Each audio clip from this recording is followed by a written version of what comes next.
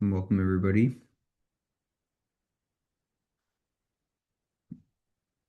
We are going to give it a few minutes to let everybody join the webinar here. So we'll get started, a few minutes after the hour. If you need to get water, take a quick break or anything, feel free to do that. And then we'll jump into it. In the meantime, Zoe, what's going on? Where's the Trinsic team going to be over the next few weeks here? It's a busy kind of travel season for a lot of folks. Yeah, I know that we're finishing up Safeguard right now. I think today is the last day, so we have Riley and Nick there. I'm trying to think. I think you're going somewhere in Europe Yeah. soon. Yeah, I'm going to the European Identity and Cloud Conference, which is in Berlin, Germany, in a couple weeks, not next week, but the week after that. So that it's a lot of focus on European digital ID wallets ahead of kind of the 2026, end of 2026 deadline for member states to launch wallets. So that'll be good. And then I think After that's Money 2020, which Nick and I will be at. March Uh, 2020 in Amsterdam, right? yes, in Amsterdam, and then Identity Week in the same place a couple days Yeah, later. in the Rye in Amsterdam as well. So I'll be at Identity Week, and then I think Identiverse is in there in Las Vegas at Yeah, some point. So we're gonna be jumping around the next few weeks for sure. all over the place. Yeah. And then I think it quiets down a little bit as you get to the end of June and July and August. I think there are a couple like mobile driver's license related showcase events happening in the Correct. US. I think one on each coast. There's one in California and one in like DC, Virginia area that are happening in June, July time period, but those are smaller, kind of 1 day events that will probably have one person attend just to kind of like showcase mobile driver's license use cases. Um, cool. So if anyone's going to these events, please let us know. Yeah, let Love us to- know where you will be. Or if there's one we should be looking at that we aren't. Yeah. Yeah, we're constantly kind of tracking what's going on. I know the marketplace risk is next week. I don't think we're going to that this year. No, Um, there is a virtual European Digital Identity Wallet like hackathon that's hosted by the Germany EUDI team that we're going to attend virtually, I think the first week of June. That's more of a technical kind of hackathon style event, but yeah, anyway, so it's going to be a busy couple months. A lot of good meetings, insight gathering, learning what's happening in the world, which I think kind of takes us into the webinar. So, kind of the goal of today's webinar is to highlight some of the specific like countries and geographies that we view as strong opportunity zones for adopting digital ID. And this really came out of the question from a lot of our like customers and partners that, you know, look at the Trinsic coverage and say, this is great. Like, how do we wrap our heads around like where do we get started? Like, what are the best places to start?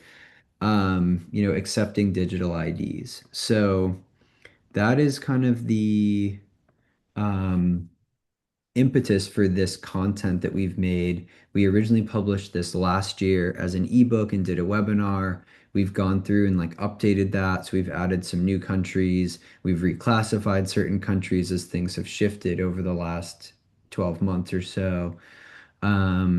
Yeah, and today we will take you through the updates. And then also Ben will share the content afterwards. Both I think the slides or like a PDF report basically. So you have that take home and then the recording from the session. Um, just last like kind of housekeeping things since we do have the Zoom webinar set up to do the Q&A. So if you have questions throughout the webinar, you can drop them in the Q&A and then we will basically probably answer all of them at the end unless it's like a really quick thing to add on like in the flow of the rest of the slides. But essentially like, we'll answer it and you'll kind of see it pop up like this one that says the EIC is May 19th to 22nd, um, for example. So, um, yeah, great. So last thing, and then I'll hand it over to you, Zoe. Just as a quick introduction, I'm Zach Jones. I lead the product partnerships at Trinsic. So I work with the identity providers in our network to kind of get them integrated into the Trinsic platform and like useful for all of our clients and partners. Yeah. So Zoe, I'll hand it over to you to kind of introduce yourself and get into the content. All right, and my name is Zoe. I know I meet with most of you, but I lead customer success here at Trinsic. And so when all of you say, "Hey, I want to register with X provider," I'm the one who helps you all through the registration process and helps you go live. So, um, for me, I'm going to start off with just some housekeeping just to make sure we're all kind of speaking the same language. So, as you go through these different geographies, we're going to kind of put them into these sort of three buckets. So, just to make sure we're kind of all on the same page. So, number one, we have EIDs. These are issued by governments and tied directly to official identity records. So in practice, this means the user is either like logging into a government app like California DMV wallet, they're entering an ID number that's checked against a national database, I think like DigiLocker Aadhaar, or using a physical ID with a digital chip, think like Japan My Number. So because these are backed by governments, these tend to offer the highest level of assurance, but the user experience and availability vary a lot by country. Next, sorry, my dog decided to play in this moment. Next we have private sector reusable identities. These are identity networks built by private companies like Clear or Yoti. So a user verifies themselves once, often with a biometric and a document, and then they can reuse that identity across multiple services. And then lastly, we have bank IDs. So these use a bank account to prove identity. So the user selects their bank, they log in or approve the request through their banking app directly. So like check Bank ID or Bank ID Sweden. And since banks already verify identity during onboarding, this provides a very strong trusted signal with a familiar UX for users.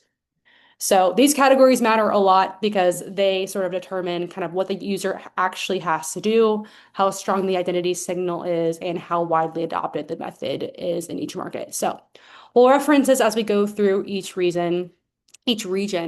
And then the next piece that I want to walk through as well is just how we're actually identifying in practice. So there's sort of three verification types that we'll walk through as well. Number one is presentation. So the user shares the digital credential directly, typically by being redirected into an app or scanning a QR code, for example. So this feels like, open your wallet and approve. So it's very straightforward and usually has very high trust. So we have Google Wallet and MidID as examples. Next, we have the enrichment. This is typically with an ID number. So the user enters an identifier like a national ID or a tax number, and the system pulls the verified data from a trusted source. So from the user's perspective, it's just entering a number, but behind the scenes, it's querying a government database. And optional, you can add a selfie or a biometric top, usually on top of this flow. And then lastly, we have the match. The user enters some data like a name, date of birth, ID number, and an optional biometric, which is matched against a government database. And this provides a high assurance signal while staying compliant due to some countries having restrictions on sharing data overseas, but allowing match flows. So in many markets, these are combined, and I'll make sure to point out kind of where these appear in each geography. So with that, we're going to start off with our green zones. And so these are the geographies that we highly recommend you all sort of start with for a multitude of reasons. And we are going to start with the Netherlands. So the Netherlands has two primary digital ID schemes, and they serve different purposes.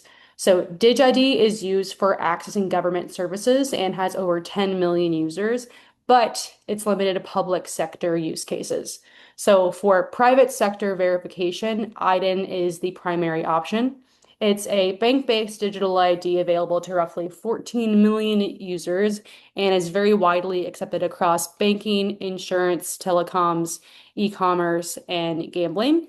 And it meets eIDAS Substantial. It offers a very familiar UX through their online banking credentials, and it does not require a local legal entity. It just requires GDPR compliance.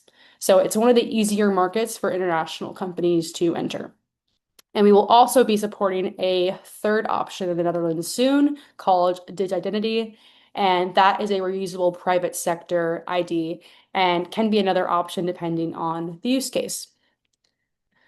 Next, we will go to Denmark. So Denmark's MIT ID has a 98% adoption rate among citizens over 15. So it's effectively universal. And it supports up to LOA high under eIDAS and covers financial services, e-commerce, and telecom. Verification is done via push notification or QR code, so the user experience is very fast. And international companies do need an EU legal entity and a valid reason for verification, but within those parameters, it's a very reliable market. So the EU legal entity is required, but if you do have that, it's pretty easy to access afterwards. And you can see here the experience. Essentially, they input their user ID and then they consent via the app.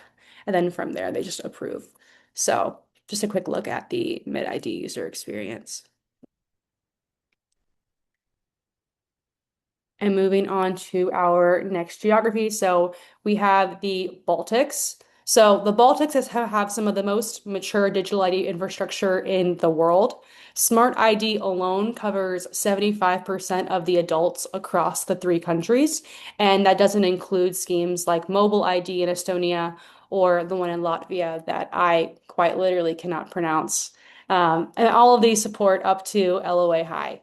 So users here they're used to completing digital verification. They have the apps, they know the flows, and all three governments actively support private sector adoption, which makes this an extremely low friction place to start and something that I recommend very often.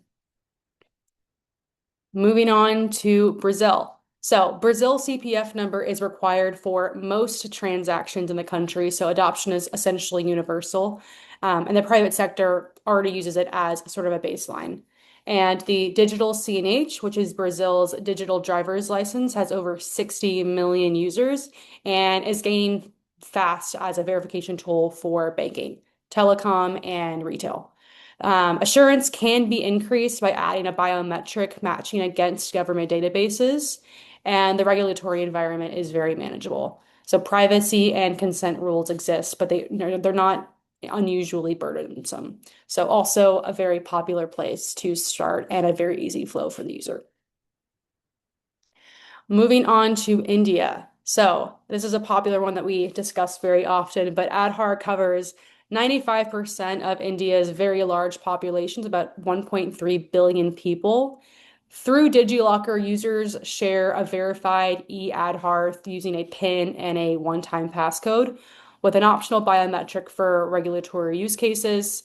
It's used broadly in the private sector for eKYC and age verification. The whole flow takes about a minute or less, and the main requirement for international companies is data localization. Some use cases also require local data processing, which means working with a partner that has infrastructure in India. Moving on to Korea. So Korea's digital identity runs through its telecom carriers. So real name verification is legally required at SIM registration. So the identity data is reliable by law. Coverage is about 90% of the adult population, so just under 40 million people. Telco-based verification is accepted across banks, fintech, insurance, and e-commerce. And the UX is very simple. So users input personal data that gets confirmed against the carrier. Korea does have strict data processing and consent requirements, so international companies typically need a local partner to stay compliant. And that's where we come in. Now we have Nigeria. So Nigeria's NIN has been enrolled by over 120 million people and is expanding under government mandate. So verification can include fingerprint and facial biometric matching against the government database. NIN is already required for SIM registration and is growing as a verification mechanism for non-financial services. So the private sector integration is still developing, but the government backing is very strong and the trajectory is clear, which is why we are recommending it now. And now we are going to end the green zone with Italy, my favorite. So Italy's SPID system has 41 million users, but 83% of the relevant population. It covers LOA low, substantial, and high under EIDAS. Private businesses can verify SPID, but registering directly as a service provider involves significant technical and legal overhead. So, certified aggregators like us at Trinsic, we handle that complexity, including the spreadsheets that are literally in Italian. And that's how most international companies access the scheme. So, users select their identity provider from a list of accredited options and complete the verification in that specific app. And you can see the flow right here. You have all the providers under SPID, so they select that and they actually log into that app specifically to consent and share their data. So with that, I'm going to hand it over to Zach. I'm going to stop the screen share really quickly, and Zach will move on to the yellow zones.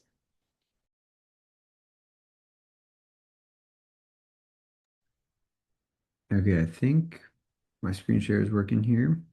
And yeah, so the yellow zones, the way we defined these categories, green is green means go. Like definitely deploy there, minimal barriers, like high adoption, good user experience. Yellow is like, you should still proceed, but there may be like a few caveats or other factors that you should take into consideration first.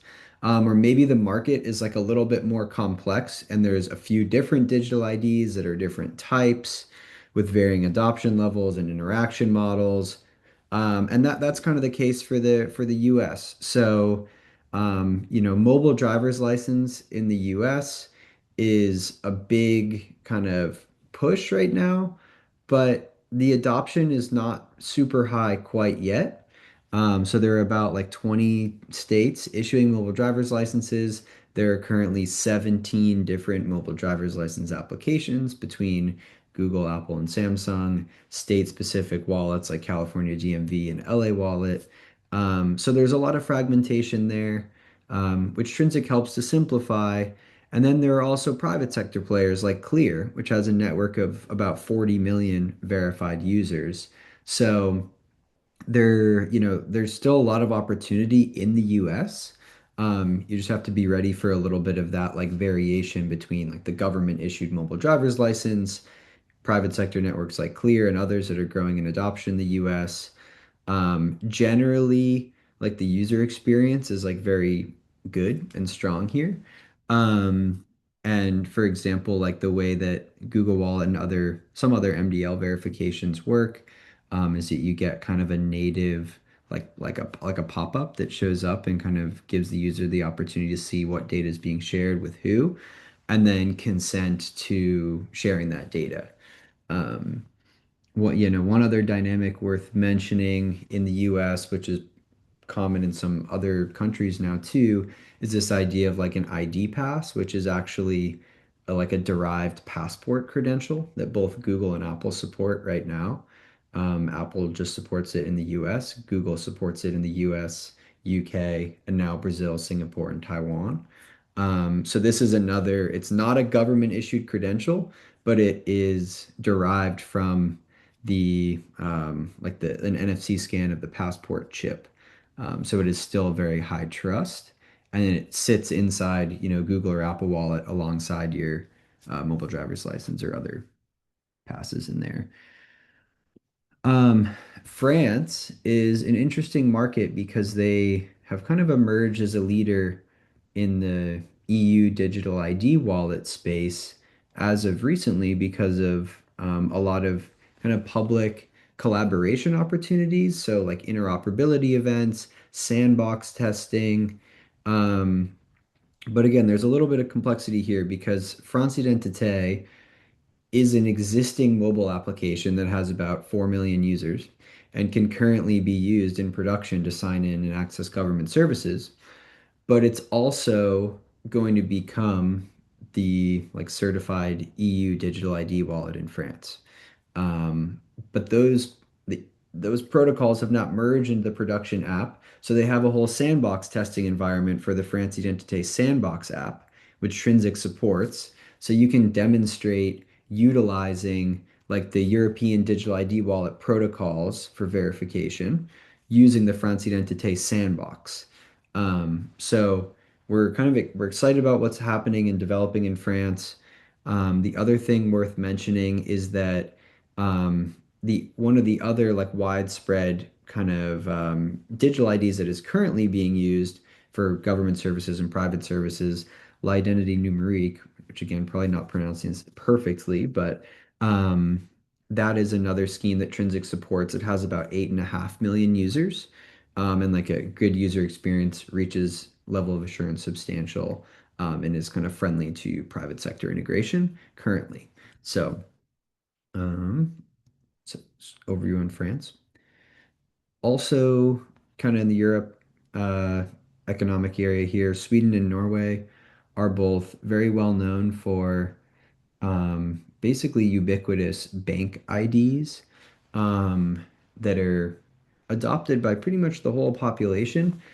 And the reason why, like maybe this is surprising that we would categorize this as yellow, because the adoption rate is so high and the user experience is very good as well. The challenge, there's a couple challenges. One is related to this idea of identity switching.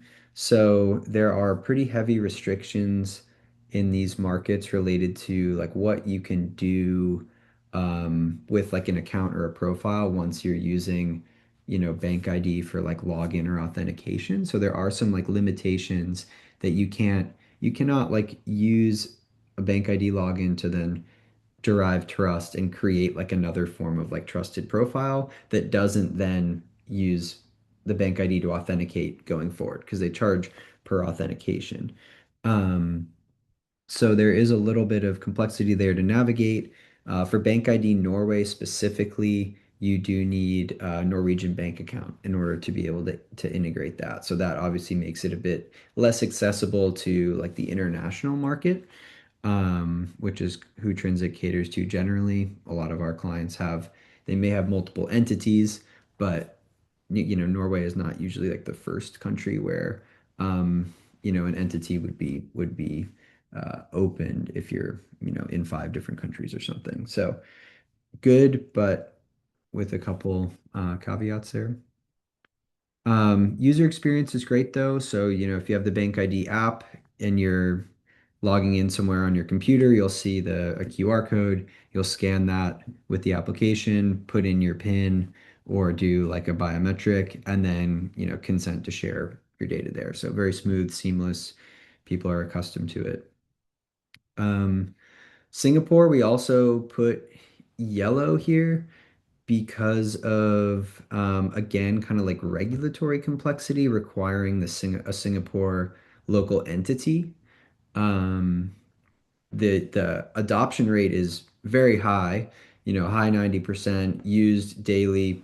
Basically, from people that we talk to that live in Singapore, like you really can't do anything without SingPass. So everybody has it, everybody knows how to use it. And it supports a wide varieties of level of assurance and data sets. So anywhere from kind of like financial data to like core identity data, other forms of information that could fulfill different use cases. The challenge here is that you do need a local entity in Singapore, and then in order to onboard and be able to accept the digital ID, you need a director who has SingPass themselves, who is able to, go to the developer portal for SingPass, sign in with their SingPass or technically they're like Corp Pass. which says that they are authorized to act on behalf of a corporate entity in Singapore.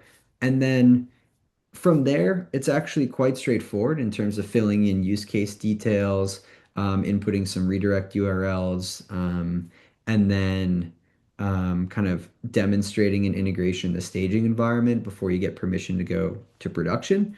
But again, it's a little bit more involved. It's not something that like Trinsic can just resell to all of our clients, because it does require some of the individual registration steps, which we have guides related to. So yeah, okay. Indonesia.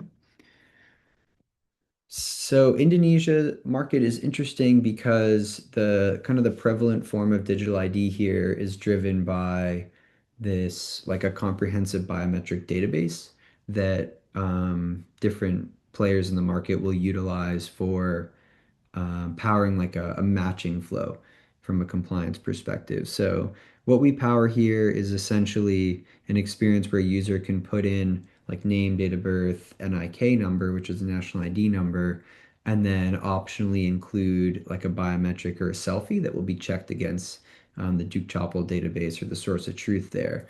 So there are a few kind of compliance considerations here, but generally having the matching flow allows this to be useful for international companies, regardless of if you have an entity in Indonesia or in the neighboring countries.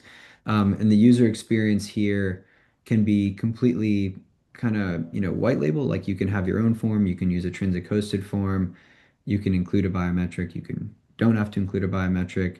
This is kind of just a funny little demo that I took the other day. It was just, there's a form where you're inputting some data. There's a selfie capture, which either our clients can do, we can do. It doesn't quite matter as long as the image and the data gets passed into the API. We can then validate that against the source of truth and give you back a matching score so you know that that person's data and selfie like matches what's on file with the authoritative government source.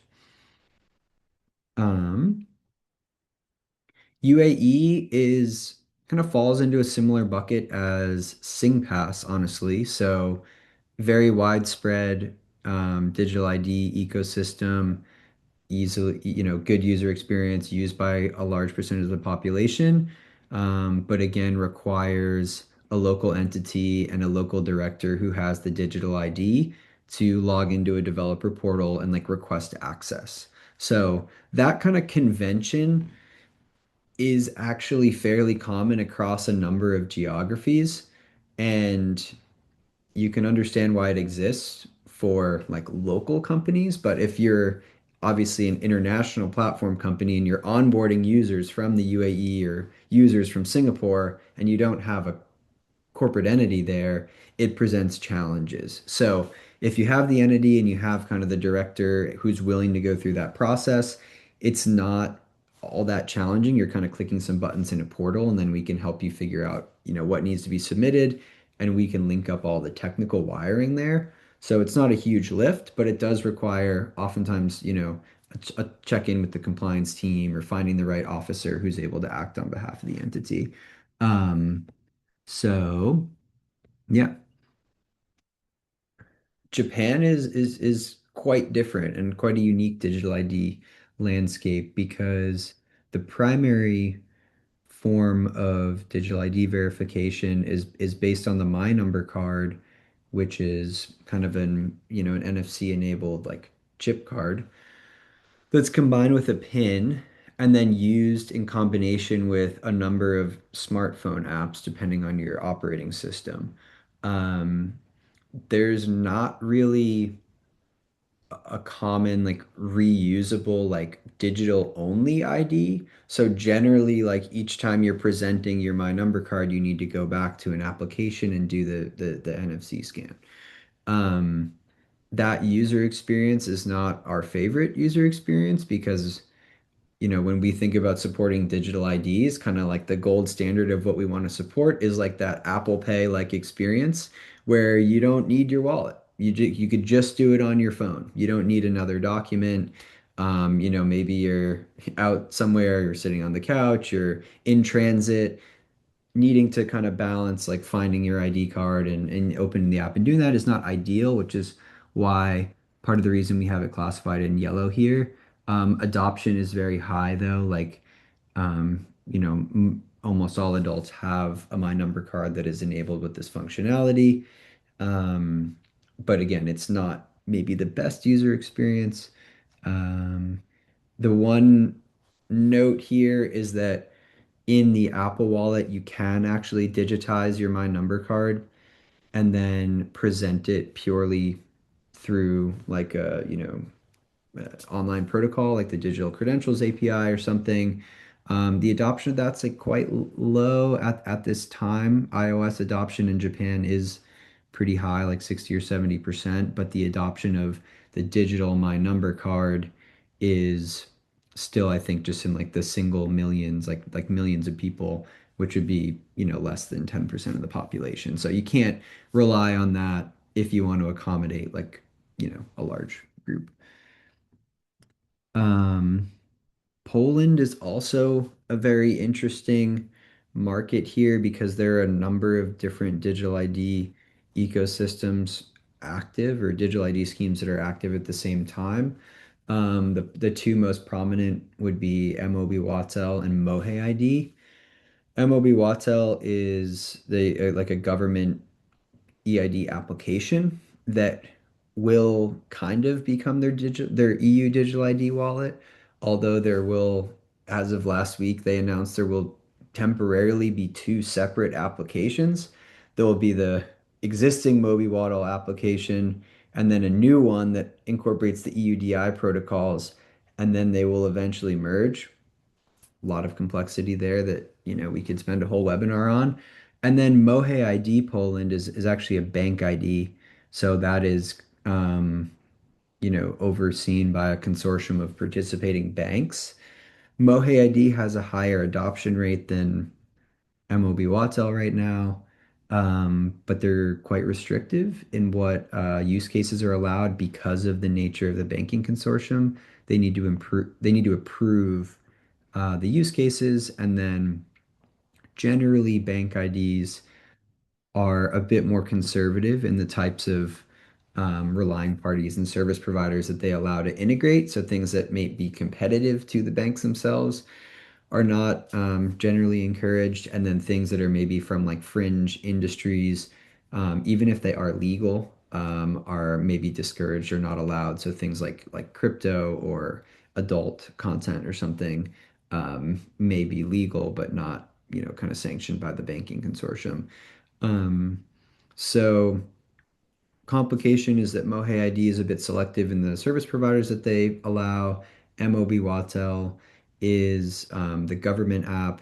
Adoption's a bit lower, but in order to integrate that directly, you need a Polish entity. Same pattern as SingPass and UAE Pass. Polish entity, director with the Polish EID to log in and request access on your behalf.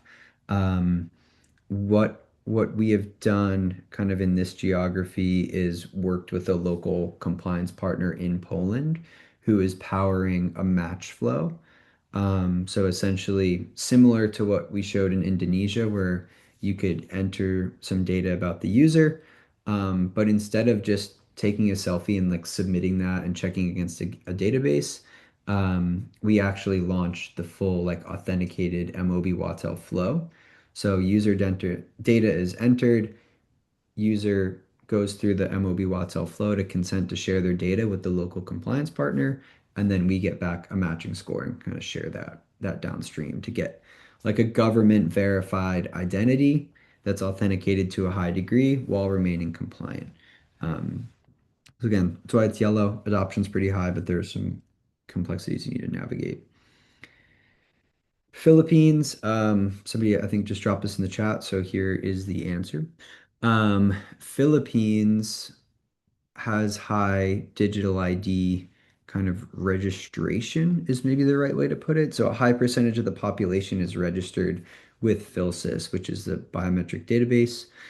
Um, Digital ID adoption is a little bit harder to measure because there's a few different ways that a user can interact and like verify themselves. So one of the ways is kind of like a PhilSys like biometric match where You provide some, again, some user data in a form, and then Philsys actually does their own like liveness and biometric match to confirm the user's identity. And that's a rare case where like the government is actually the one doing the liveness and you can't bring your own like liveness and selfie technology. But then you get again, you get back the data from the form and then you get back the confirmation that the user, the user picture matches like what's on the government source. So that method is like fairly prevalent in the Philippines. The other method that is worth mentioning is that there is a like a verifiable QR code on the physical IDs that you can then that we can verify against the PhilSys source as well. So if the user submits that QR code, we can make sure that it, hasn't been tampered with, hasn't been revoked, and provide like a real-time, verification, as well as like the verified data that is contained within that, um, with the proof that, it hasn't been altered. So those are kind of like the two primary interaction mechanisms. One is like form and liveness. The other one is the QR code. The QR code is also present on a digital native ID that can be held in like an app as well. So the user could like take a picture of the QR code from one of the physical IDs, or they could upload it from the app basically into the verification flow. So um, it's the Philippines. Um, okay, I think we're doing like pretty good on time here, so we'll have some time for Q&A after this. I think there are just a few in red here. The red zone's tough, obviously, because you don't want to discourage, digital ID adoption in these places. But these are just places that maybe have more distinct challenges or like large kind of regulatory burden, not great adoption, not great user experience, or some combination of all of those.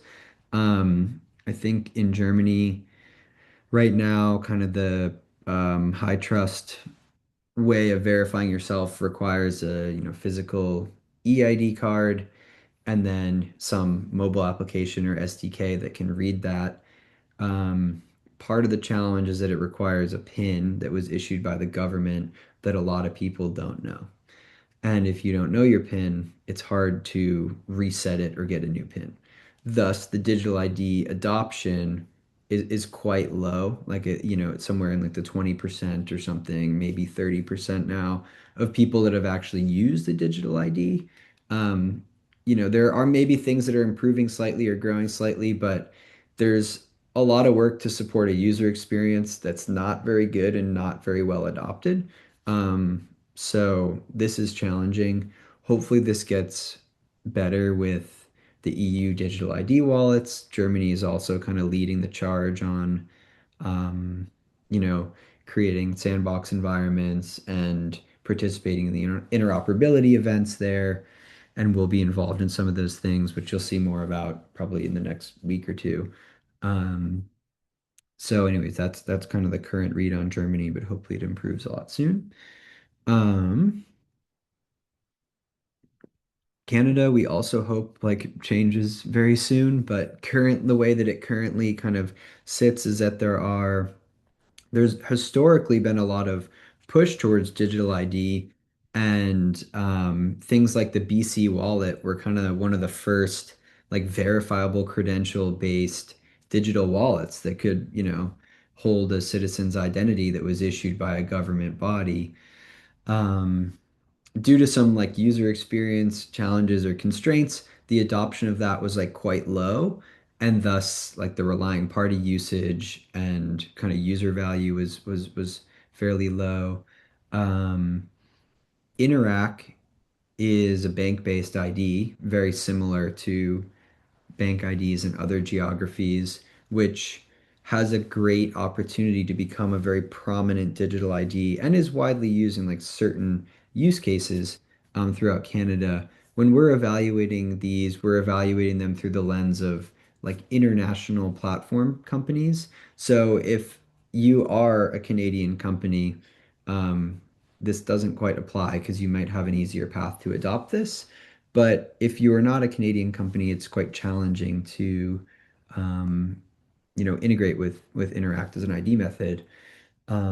Also, being a bank ID, there are kind of restrictions around like what types of use cases are allowed to integrate. Again, hopefully these things kind of open up and like become easier over time. Um, Spain is also traditionally kind of a challenging digital ID market. There's a physical ID card that a lot of people have. The physical ID card, there maybe could like read that, the chip on that card. And then there's also Clave, which is like a digitally native ID, but is primarily almost exclusively used for government services. So you have kind of a physical ID and then like a government auth service. And then you also have some like new digital ID applications that have launched within the last like few months called like Me DNI, which is another kind of digital wallet to hold documents, but it's only for in-person presentation of credentials. So if you're stopped by like a police officer, you could use that app to present your driving license, but there's currently no support for remote verification protocols there. So you can't present that to like onboard to a gaming company or prove your age online or anything like that. So a lot of potential here. There's adoption of these apps and schemes, but the usability in the private sector for online use cases is very limited at the moment. Um, Ethiopia is a very interesting market and shares some of the same kind of traits as the other markets that are a bit more challenging. You have a fairly prominent digital ID program called FADA, and that is like basically a biometric database. There's an authentication layer on top of that where the user can put their ID number in and then do a one-time passcode with the associated mobile phone number. So this was modeled after like India's digital ID system and how Aadhaar worked, kind of before DigiLocker, where it was primarily, there wasn't a UI as much that the DigiLocker enforces, but it was more so ID number and one-time passcode type of authentication. That's kind of how FADA works right now. Um, the user experience is actually pretty good and like people are fairly familiar with it, but the challenge is that the private sector usability is still kind of a work in progress. So onboarding as a relying party or a service provider is quite cumbersome. As an international company, you can access like a very, very limited data set. And then in order to access the full data set, you need to be incorporated in Ethiopia and kind of get permission from the government. And that process is challenging. So that is why this is, yeah, classified as such. Again, hopefully it changes soon.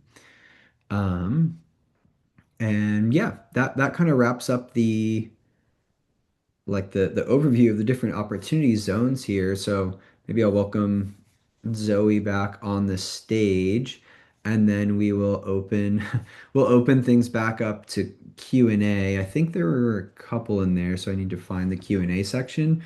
Um, but yeah, if there were countries that we didn't mention here that you're curious about, feel free to drop those in, and like we'll do our best to kind of speak to those real time, or we can kind of make some notes and follow up after the call. Um, there are obviously a lot of countries in the world, so we can't quite put the ball in the slideshow here. So we highlighted some of the ones that felt like, most relevant or very frequently asked about or key markets for a lot of people. But again, if there are places where you're operating or looking at, um, we are pretty up to date with what's going on in a lot of geographies and happy to kind of inform. So I will stop the share and then just kind of take a look into the Q&A.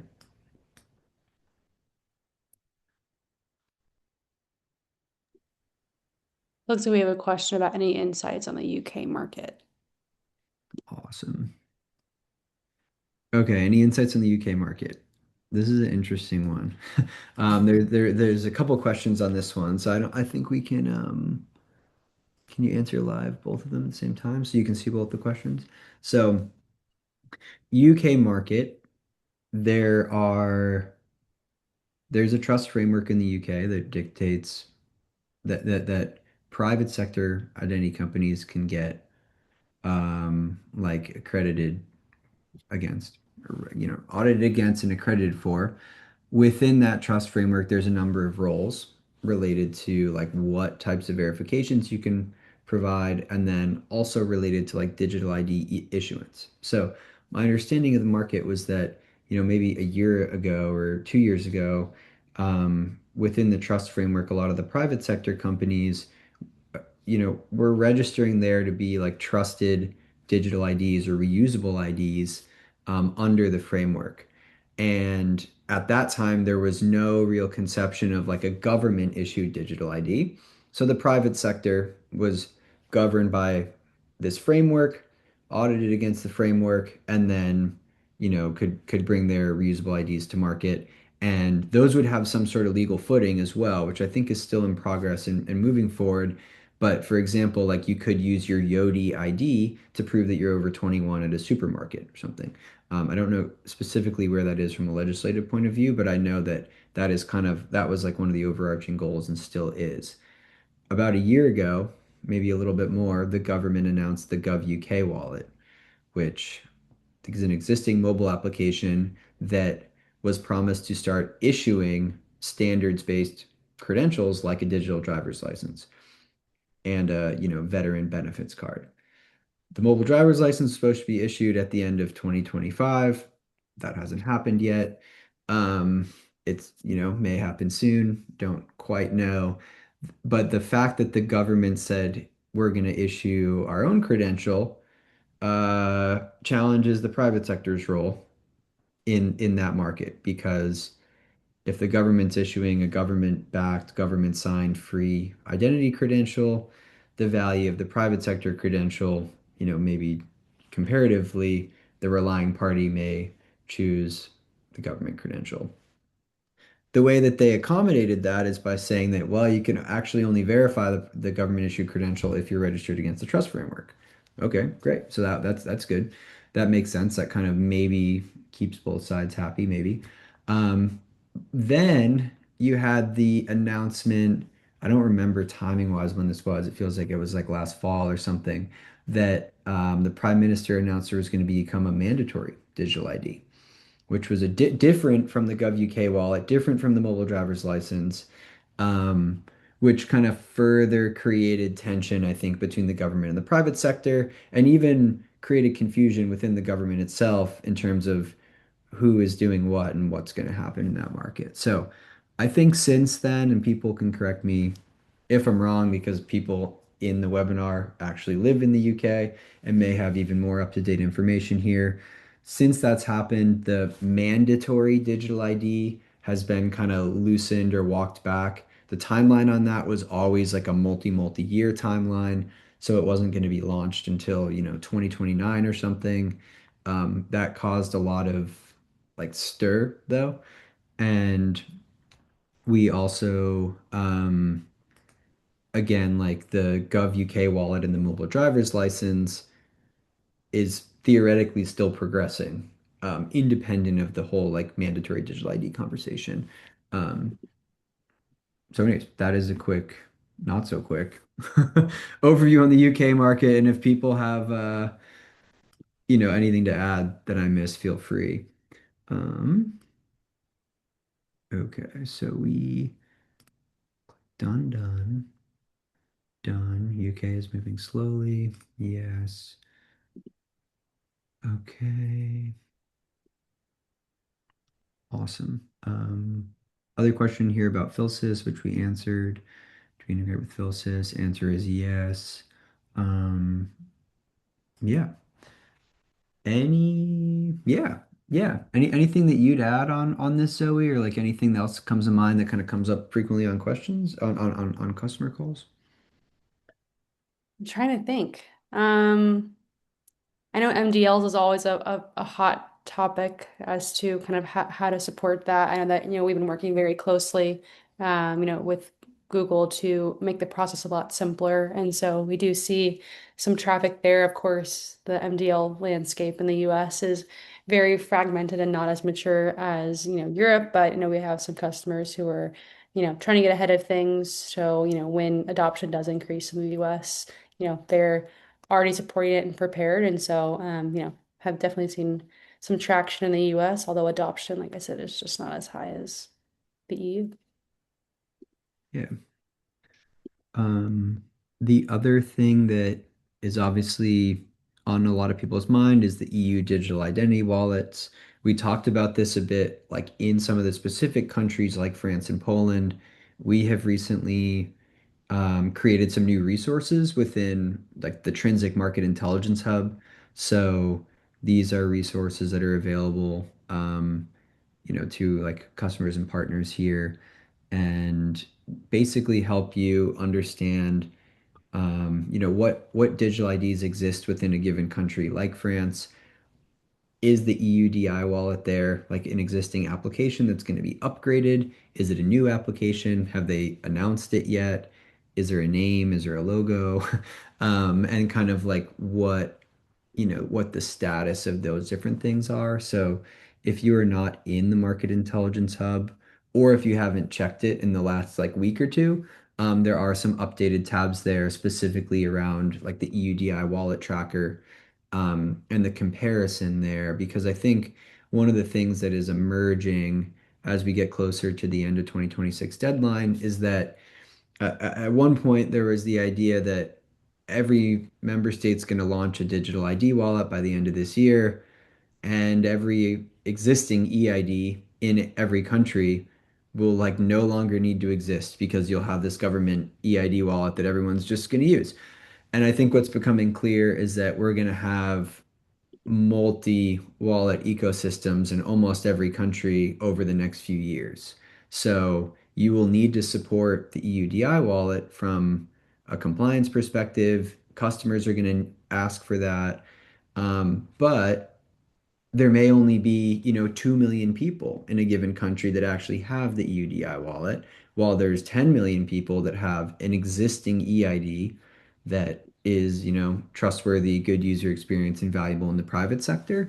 So it will become even more important and valuable to have kind of optionality within a given market or geography, between existing EIDs, EUDI wallets, and then other verification means, that may be required, like, an NFC scan of the ID document, for example, that a lot of people may need for certain use cases as well. So, again, if you don't have access to any of those resources, or you can't find them or you want them, just send us a message via email. We'll make sure you can log in and kind of view the latest there. Um, awesome. Great. Well, with that, I think we can give everybody a few minutes back. So you know where to find us in Slack and email if you have additional questions. Thank you everybody for joining. And yeah, we'll send out a follow-up with some more information from the webinar, including some of the assets and then the recording as well. So Awesome. Thank you all so much. thanks all. Bye. Bye-bye.